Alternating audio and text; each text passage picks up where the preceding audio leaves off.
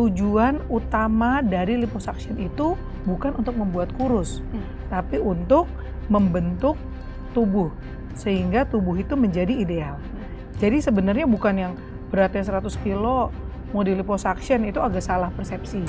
Jangan lupa makin luas area yang dikerjakan, makin banyak risiko perdarahan dan risiko emboli dan risiko kematian akan semakin banyak, semakin tinggi ya risikonya. Halo Style Lovers, ketemu lagi sama Cece Style.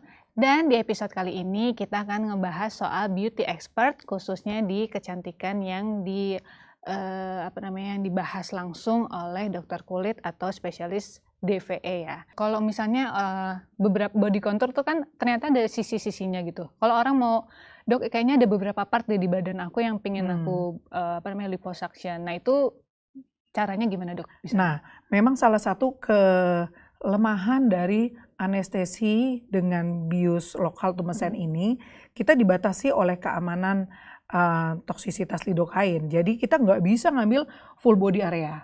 Kalau misalkan pasien di bius umum, ya yang biasa dilakukan oleh spesialis lain, itu salah satu keuntungannya adalah bisa disedot satu badan, karena kan di bius total.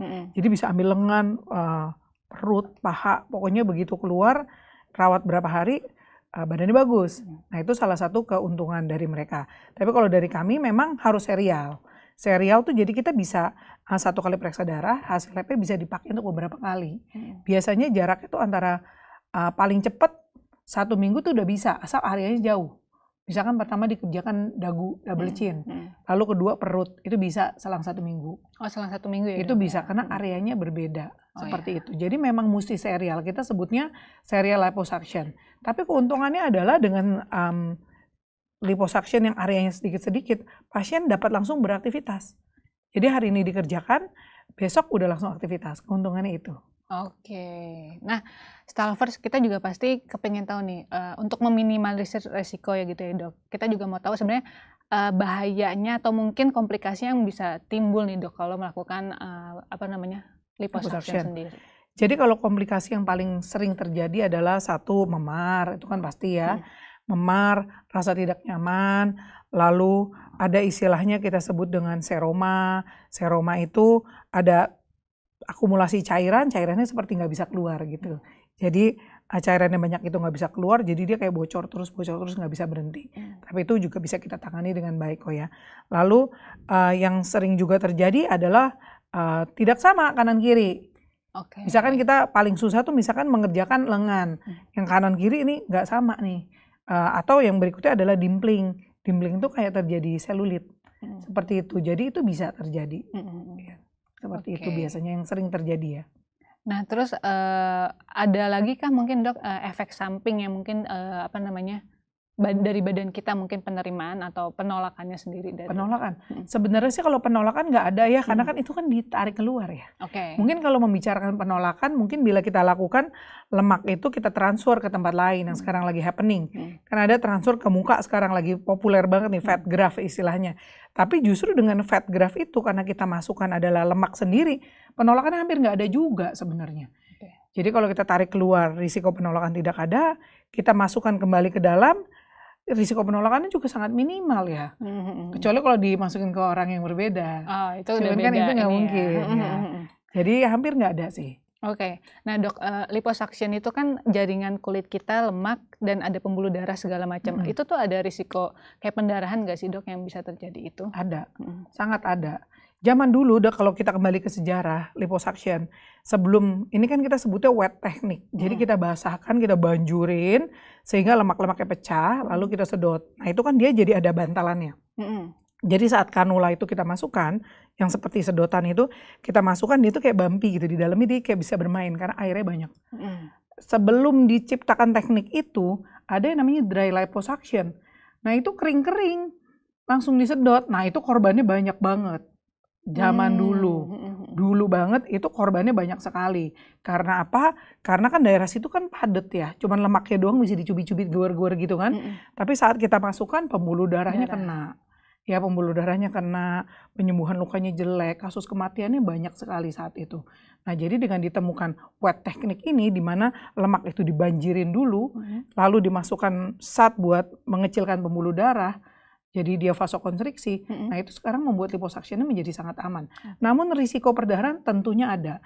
Jangan lupa makin luas area yang dikerjakan, makin banyak risiko perdarahan dan risiko emboli dan risiko kematian akan semakin banyak, semakin tinggi ya risikonya ya. Nah, tadi dokter sempat mention resiko emboli itu apalagi nih dok? Ini istilahnya baru juga nih. Jadi kalau emboli itu prinsipnya dia kalau kayak di pembuluh darah tiba-tiba ada sesuatu yang nyangkut di Ya, dalam dan nyumbat itu gitu menghambat aliran darah.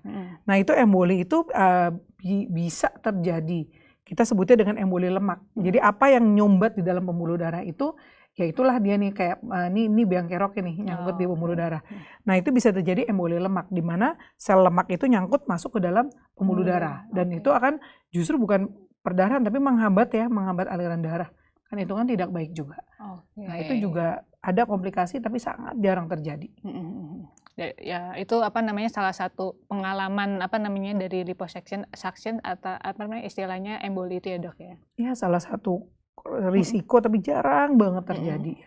Dan emboli itu nggak cuma terjadi pada kasus liposuction ya, dalam any kind of operation yang operasinya besar dan lama, risiko emboli itu memang bisa terjadi. Karena kan di mana pembuluh darah luka dan ada lemak yang terlepas kan mungkin banget terjadi. Gitu. Jadi ya hampir bisa terjadi di risikonya sama di beberapa operasi yang besar ya. Oke, baik. Nah dok, liposuction itu identik banget dengan area badan nih dok yang mau dikecilin. Di muka sendiri bisa nggak sih dok?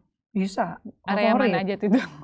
Biasanya favoritnya di area double chin sama pipi. Oke. Iya.